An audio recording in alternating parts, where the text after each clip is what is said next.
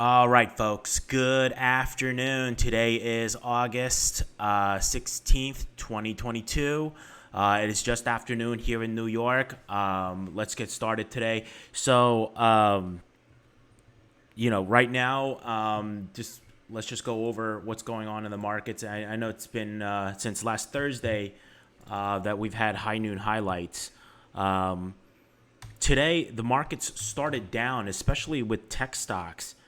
Tech stocks started the day much lower today, and it kept going down. But now we're back up. Now we're almost in positive territory in the Nasdaq.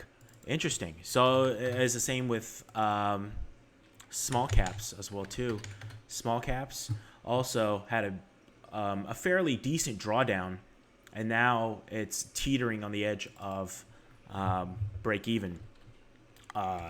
ES, not as big of a dip. It's in positive territory. Most of that positivity is in a lot of the Dow stocks. It looks like there was some return to the inflation trade, which is good for the Dow. We'll see if that continues. Okay, we'll go over that later on when we go over the bond signals. But last week we had a bunch of data that came out all over the world. So let's just go over some of them. Last week we had the Fed's Empire Manufacturing Index for August. And they saw, what we saw was a huge plunge in factory activity by the most since 2020. Okay, so that's definitely not good news. And also, too, we also saw that the homebuilder sentiment, the homebuilder sentiment index here in the United States, it plunged to 49, which is the first time below the 50 break even since 2020 as well. So we're returning to 2020 numbers, it looks like, for manufacturing and for homebuilders. All right. So, we're seeing housing slow down. So that may be good for perhaps inflation. But then now, there's this worry of this, this recession obsession, right? TIP, TLT, again, we touched on this. Tech stocks, started lower because of the inflation trade coming back or the potential for it to come back. And we're also seeing yields, coming back down, or yield spreads coming down, especially the 10 and 2. It still stays inverted. Okay. China also came out with some numbers last week. Retail sales and their industrial production all missed estimates. Okay, they all were, were under estimates. So the People's Bank of China cut rates, and so we saw bond yields and the offshore CNH fall last week because of that. All right. And so we're seeing that persistent weakness in Asia. And so, I wish we held those FXI put spreads. Remember how we got stopped out? We got stopped out around, I want to say, it was probably around here somewhere. We saw the Australian dollar go up over their 6903 level and close above that. And I got scared and we got out. Should have held on to it. We would have more than doubled that position by now. Oh well, shoulda, woulda, coulda, right?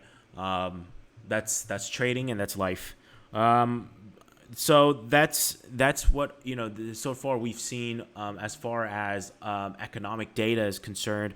Let's talk about earnings. We've talked about earnings now for a couple of weeks, but one of the things I wanted to talk about was that now that 90% of the S&P 500 companies have reported their second quarter earnings, there were certain expectations that that we didn't see. We did not see that EPS guidance being that lowered by the amount that we wanted to see. We didn't see that. Okay, EPS growth is slowing down, but it's still growing. It's not.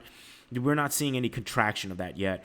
And then it was way better than expected, or way better than feared. What was feared was that we would have seen a large underperformance, but actually 75% of the companies that reported so far have beat their bottom line. So 90% of the S&P 500 has already reported. So 75% of them have beat their estimates. So, there is still this expectation that we're going to see some type of earnings growth. Perhaps it is not this quarter, maybe not even next quarter. We'll have to see, okay? But it does look like as if earnings were healthy, all right? Most of the strength, however, in the earnings area did come from energy companies. Most of the EPS growth came from energy companies. Now, if you factor out energy companies, actually EPS growth would have been negative. Okay, I'm not saying the EPS still would have grown, but it wouldn't have grown at the same rate. It would have grown slower than previous quarters. The only reason why it accelerated was because of energy. All right, so keep that in mind. So once energy prices come down, what happens to that EPS growth, right? We'll see what happens. But as energy prices come down, there's probably going to be some EPS growth acceleration in other parts of the market. So it remains to be seen if a pullback in oil prices is going to make some type of dent in the EPS growth for the next quarter. Having said that, this morning we've also had Walmart with their earnings. It is a positive response. We're seeing, Walmart stock go up, as well as most retailers, as well, at least from what I checked before. Also, I posted on our Discord, also on my Twitter, about let's see here, this right here, the Reddit sentiment and the number of comments. This is something that I've been looking at just on a daily basis, just using the Reddit's the API that they have. And as you can see here, Walmart is in the top 5 talked about stocks on Reddit, next to Bed Bath & Beyond, GameStop, AMC. Bed Bath & Beyond, by the way, having a ridiculous day today. I think it had to get halted a few times today. Look at that.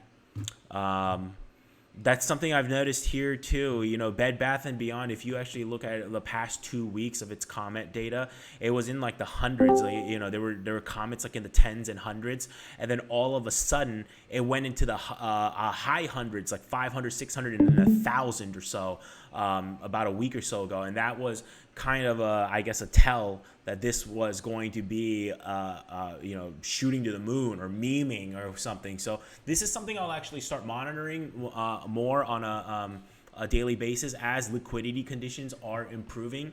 I think it's worthwhile maybe for us, for some of you day traders out there, to look at this list, and we could try to see and anticipate which stocks are going to get the meme exposure, and I think a lot of that has to do with the number of comments. So again, just from what I've noticed in the past couple of weeks, is that the comments really spike. We start seeing it's comments go from in the tens into the 100s, and then it'll spike into the 500-600s and into the thousands, and then we'll start seeing volume increase, and then prices have a chance at exploding. So that's something that we'll monitor, but I just wanted to share that with you guys. But yeah, Walmart is up there right now with their earnings. It looks like as if they did well, or at least the market is at least they have a favorable reaction to it. The earnings just came out this morning, so I haven't had a chance to go through the earnings transcript yet. I will, and if there's anything that is worthwhile reporting, I'll definitely report on it tomorrow and tomorrow's high noon highlights.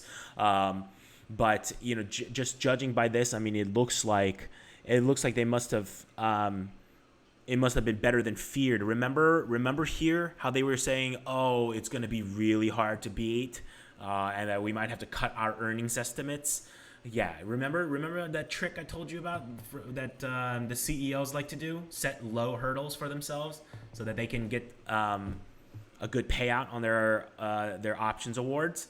So I'm sure the CEO is, I'm sure he's going to get a good payday out of this. But Walmart is up there, and also too, if you look at Walmart's options chain right now, there's a lot of short dated call chasing on the 140 calls. So we'll see what happens. Usually when there's a lot of short term call chasing like that, it usually doesn't end well. Usually there's a sharp correction. So after laughter comes tears. We will see what happens. Just a little warning for those of you who are in this. Okay. So that's that's kind of the current events and stuff of what's going on. Let's take a look at, I think, the big picture theme here. I think right now, the biggest thing that I'm seeing right now is TIP TLT, our inflation expectation indicator. All right. This is a forward-looking indicator for inflation. It's not like CPI or PPI that's backwards looking. This is what the market is betting on based on positions. Okay, so this is the inflation-protected treasuries versus long-term treasury ETFs. It did break out and it did hold those levels for 3 days. It did start higher today, but it is pulling back. It's still above that level.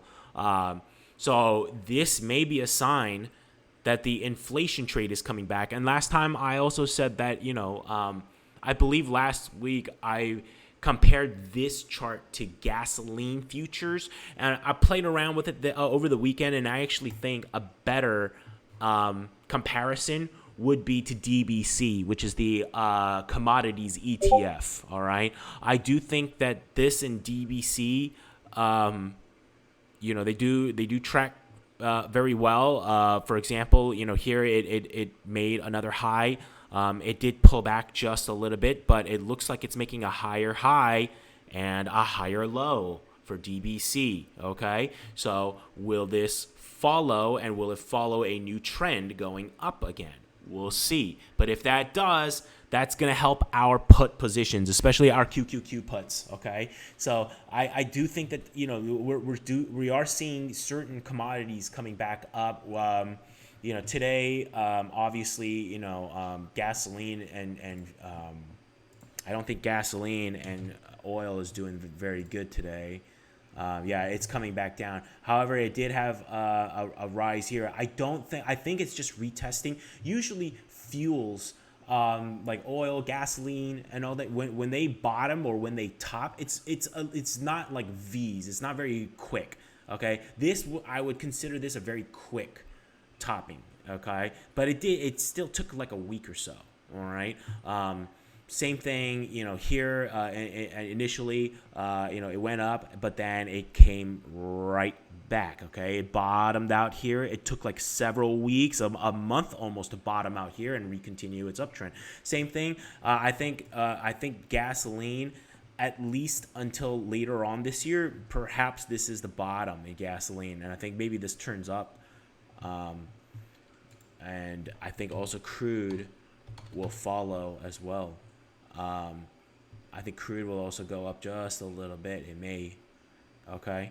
So something to look at. If this starts going up again, what does that do for inflation expectations, right? Also, one thing that I wanted to mention was that recently, of course, right now it's giving back some of its gains. But last week, there were some numbers that came out for soy and corn. The quality it was soy, not so much, but for corn, they were worried that the crop may not be as good this year because of all the excess heat. Okay, and so for the past week or two, we've seen a rise in corn futures because of that. It is giving up some of its gains, but it did make a higher low, a higher high.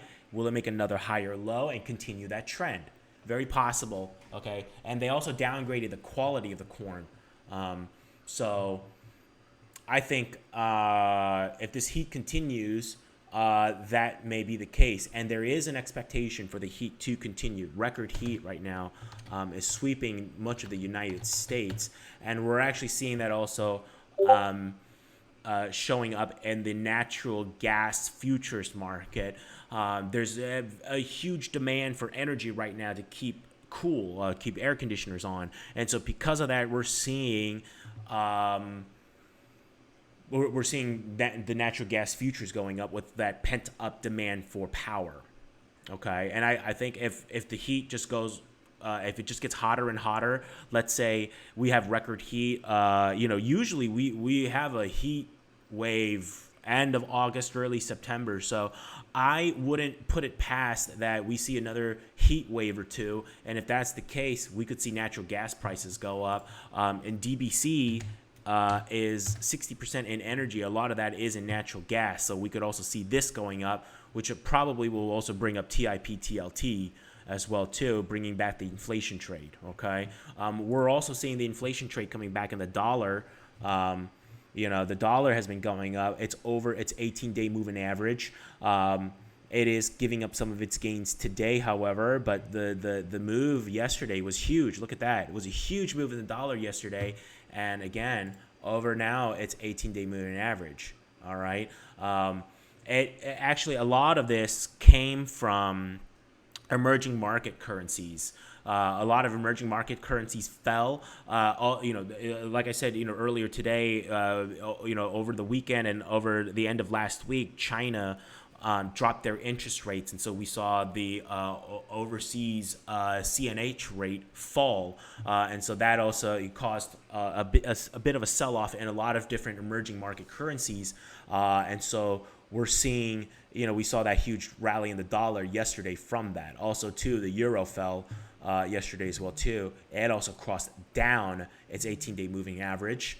All right, the euro right now is a risk-on indicator. So if it comes down, definitely we're going to see some more, I think, risk-off sentiment. If it goes up, I think we see risk-on sentiment. All right, Australian dollar also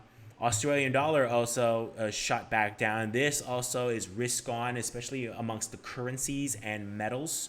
In the metals and in China. Okay, so when this comes down like this, generally that's not a good sign for China and Taiwan. We're still in those Taiwan put spreads. Let's see how gold is reacting to this. How is gold reacting? Gold also down. Look at that. As the Australian dollar falls, gold falls. FXI, we already saw it coming down. Copper as an industrial metal. Oops. Copper as an industrial metal also falling down as well too. As far as our commodities indicator, let's take a look at our gold to copper ratio. With all this going on in metals, it does look like it's, we're still pretty elevated in this gold to copper ratio. And again, if this is going up, generally that's a risk off sentiment, because as it's going up, it means the store of value is outperforming an industrial metal. Okay, so when it comes down, that's a risk on sentiment. So that's what I'm seeing right now in commodities. As far as meats are concerned, and more of the food stuffs, feeder feeder cattle. Feeder cattle is still making, it's still making all-time highs. Not all-time highs, but local highs. Okay, it's still making local highs. It still hasn't had its moment where it came down yet. All right, and again, that's very supportive of our play. Actually, how is Tyson doing? Oh, congratulations to those who took that bottom right here. That's a pretty healthy amount of profit in just a few sessions.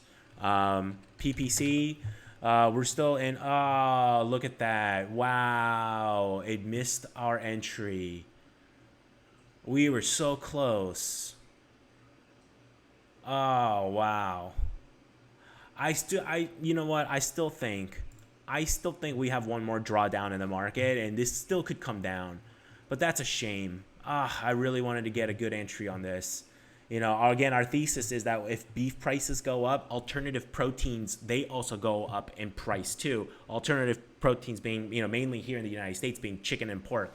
So whenever beef prices on the shelf start going up, chicken and pork prices start going up too. And that's our thesis on PPC.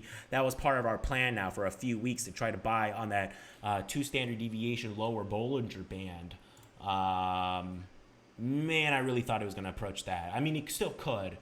And I'm still going to remain patient, but that hurts to see. That really does hurt to see. But we'll see. We'll see what happens, okay? We will see what happens. But I do think the point of all of this was I do think that we have a very good chance for the inflation trade coming back. It does have to maintain this level, though, this red dotted line. It does have to maintain that, okay? If it pops back in, then that's a no-go. But as long as it stays above, I do think that the inflation trade has a chance of coming back. I mean, the dollar is above its 18-day moving average. The TIP TLT is over this line, over this downtrend line. We're seeing commodities going up. We've seen the soft commodities going up for the past couple of weeks. So I do think that this, it takes time to manifest itself. It's not going to be like a straight move within a couple of sessions. No, these usually take weeks. I wouldn't doubt if it takes, until beginning of September for these moves to really manifest themselves. So I think it is best to still remain patient. So that's what I see as far as commodities and and bond signals.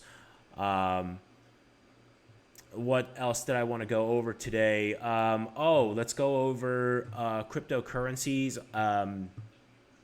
Cryptocurrencies have also been falling too because of the sell-off that we've been seeing, although cryptocurrencies are keeping most of their losses.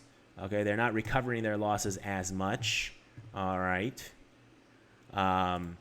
If you look at the notional value, it still keeps going up. We're still at around $7.9 billion. It's still maintaining that. If you actually look at Bitcoin, I think Bitcoin has been coming down though. The notional value,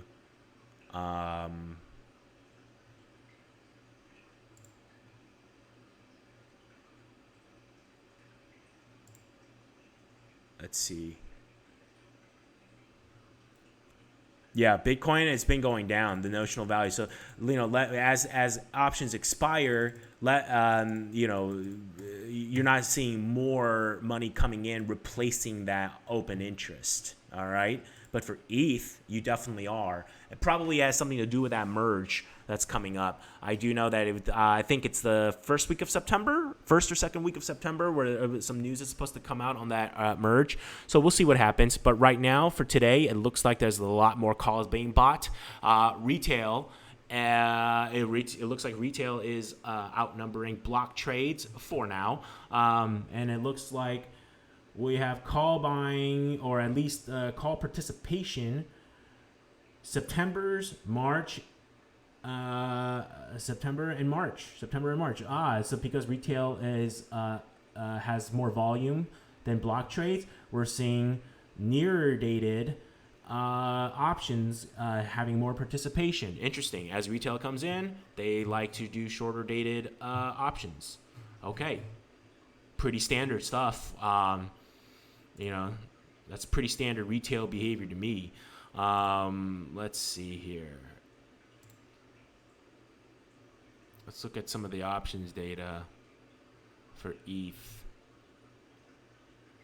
Okay. So yes, calls. It's mostly in call premium. What else are we seeing? Let's take a look and see if there's any block trades worth noting. We saw a lot more in March, right? Look at all this. 1352, 1352.52. A buy sell. What is that? That's really not all that much money though. That's not really all that much. Although it was a bullish spread. It is a bullish spread, but not that much premium is being spent. Okay, so it looks like it's more of some chasing going on, more retail. For block trades, it just doesn't look very big. Remember a couple of weeks ago when we saw millions of dollars going into that butterfly trade every couple of hours? That's more meaningful. But it looks like September 2nd, which is 16 days of until expiration. Looks like we're seeing more and more participation in this on the call side. And of course, Deribit doesn't save any of your old settings. Of course. Let's see. Yep. Okay. So it's September 2nd. Oh, wow. There we go. So a little bit of gambling for 2 weeks. This is when is this when the merge is happening? I'm not sure. I don't think so. I think it happens after this. But it goes from 16 days to 44 days. And so like typical retail, they're just going to go with whatever's cheaper because they think it's going to front run. But there is still a good amount of participation though in these September quarterlies. I guess just not as much as because this is all centered around one strike. That's why it shows up on that 24-hour report. But this one does it because it's all spaced out in different strikes. But it actually looks like this expiration, September 30th, is actually getting more participation. It's just more spread out in more different strikes. That's what it looks like to me, at least. 6,000. So if you combine all of this, it's probably like, what, 8,000, 9,000? But here we see, I think, way more. There's way more here, I think. So, okay. That's interesting. Maybe it's just small trades. I mean, just because there's small trades, there's Deribit calls it screen trades. It doesn't mean that just because it's screen trades doesn't mean it's not institutional. It still could be, just like in traditional finance, with option screeners and stuff. Sometimes you see these orders where it's really small orders and multiple different exchanges happening all at once.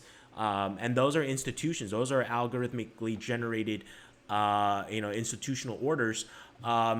But they're just trying to hide themselves and hide their size. And it could be that we might be seeing that maybe small, or they're masked as these small screen trades, but really they're institutional orders, just very small orders at a time.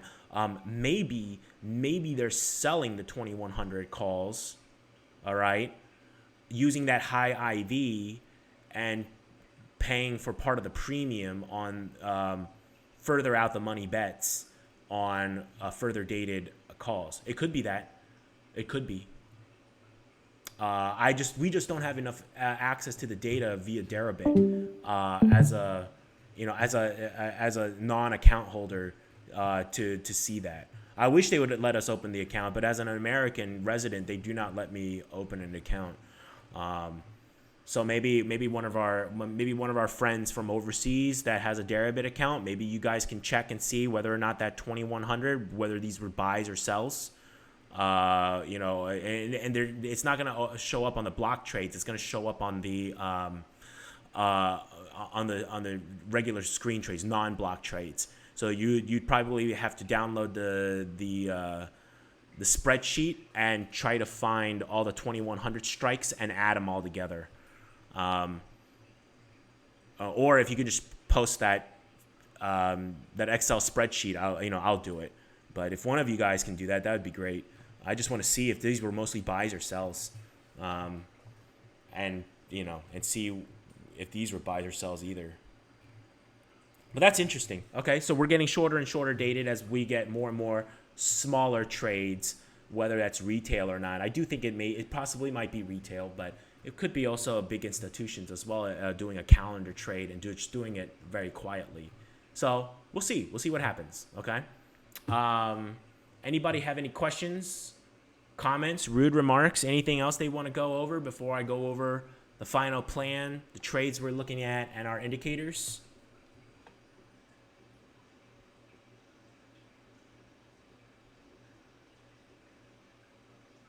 Okay. In that case, let's go over the current plan. Let's go over our indicators that we're looking at. Let's go over our current positions. Okay? So, first of all, since we're here, Bitcoin and Ethereum, I still haven't changed my plan on that. Okay? I still want to see that red line get hit on our Bitcoin to gold ratio. Did trading view? No, they didn't. Okay, so I wanted to hit that red line first. Okay, that would be nice. All right. If we don't get that red line, at least I want to wait for around 1,200 or so on Ethereum. Okay. We'll see. Okay, and a lot of that also depends on the New York high-low line and some of the other indicators that we're looking at for risk on, risk off.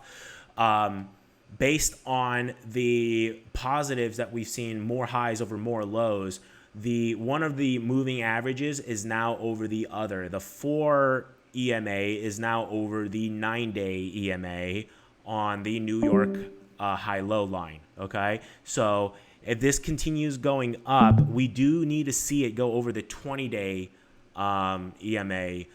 Without it going over that, that means that most likely the bear market continues. Okay, so what we want to see is that curling up, make and preferably we would want to see it make a higher low, but just curling up, that would at least signal to us that yes, the next bull market could possibly have some legs. We haven't seen that yet all year. Okay, so let's wait for that signal. Okay, and once we see that signal, of course, I'm going to share that with you guys. All right. Advanced decline line is still going up, although it is slowing down a bit. Let's see if that continues or not. We've already gone over this, but TIP, TLT is one of the indicators that I'm very, very closely looking at. I think that the TIP, TLT, a lot of it is, we're probably going to see it in commodities first. Whether or not, how long will that take? That just remains to be seen. That's very, very hard to time. Where is my TIP TLT? Oh, there it is. Okay. Yes. So this is still up. As long as it's above this dotted line, I think, that the inflation trade could come back, although it may bounce around this for a couple of weeks and then head up. And I do think that the DBC might be the tell if this curls up or not. With different commodity prices going up, that could be where the shock comes from. Okay. Also, another thing that I'm looking at too, as far as indicators, our junk bonds AD line that we have on our Discord. Right now, HYG, the junk bonds ETF, is down. If we see an advance over decline of 25 plus 25 or more, that puts us over the June 2nd highs. That would imply that our junk bonds AD line just made a higher high. Okay, that hasn't happened yet. We need an advance over decline day today plus 25 or more. Okay, in the past 10 sessions, the average session gave us plus 158 advances over declines. Okay, so we really need to see a decline in order to not see that higher high on the junk bonds AD line. All right, so I am monitoring that as well. At the end of the day today, I will show you guys that. That's an indicator that only gets updated at the very end because it's an advanced decline, so it's based on the closing numbers. Okay. So our currency indicators, the main one, again, the dollar, King dollar coming back, okay? Coming back. Over its 18-day moving average. Euro is my other one. As the euro comes down, that is a risk-off sentiment. It is under its 18-day moving average, all right? The plan, HUT. I still want to buy HUT. When it gets below that 165 zone. Will we get there? Hopefully. I think we might. We'll see. All right. Ford, again, it's up again today. Wow, it's still going up. Will we see 1380 or so? I really hope so. I really, really hope so. Again, that's still part of the plan. PPC still around that 29.30 zone, 29.40 zone. I will be buying Pilgrim's Pride as well. SPY, you know, I am close to abandoning these levels at this point. I don't think we're going to see that. I will be buying once I see my indicators turn up. So that's the New York, high-low line that we go over every day, as well as the junk bonds AD line. Once I see a pullback, a meaningful pullback, and I see those divergences happening in those two indicators, I'll just go ahead and buy SPY shares at that point. Okay, so that's my plan for SPY. Let's go over our current positions. Again, UVXY, I'm still in UVXY. I'm still in my call spreads, the 1424s as well as the 1520s, long the 14, short the 24, long the 15, short the 20. All right. What else am I still in? Oh, I'm still in QQQ, of course. This is the biggest position that I have so far. All my positions combined, it's about 8% of my speculative account that's invested. I'm still 92% of my speculative account in cash. But I would say almost half of it is in QQQs. All right, it's in those November spreads. 305, 295. Long the 305, short to 295 for November. Okay. IWM, I'm still in those IWM put spreads for both October and November. Both are in the 180, 170.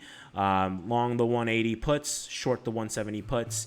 The 180, 170 put vertical spreads for October and November. The same strikes. Okay.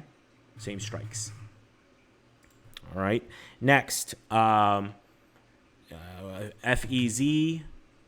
That's our Europe ETF. I am still in the 32.27s, although I may put a stink bid in and close out the 27 puts and just have the 32 puts open. Now that the 27s are at minimum value, I might as well just close it out, add a little bit more to the cost basis, and then try to just go naked on puts and try to get the full movement if FEZ goes down. This is still a relatively small position, so it wouldn't really cost me all that much to close this out. I might go ahead and do that, but I'm still in the FEZ 32.27 put vertical spreads, long the 32, short the 27. EWT, which is Taiwan, I am still short Taiwan via puts, a put vertical debit spread for December. I'm in the 49.40s, long the 49, short the 40s, and then of course DIA. Dow Jones Industrial Average, pain in my side right now. October's 300, 290 spreads, long the 300, short the 290s. We'll see if that pays out or not. But so far, that is what I have.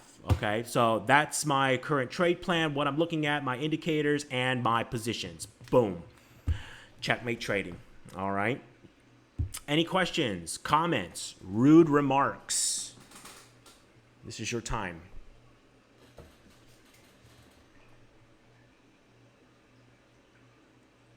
Going once. Going twice. Sold. Okay. All right. Well, that concludes High Noon Highlights today.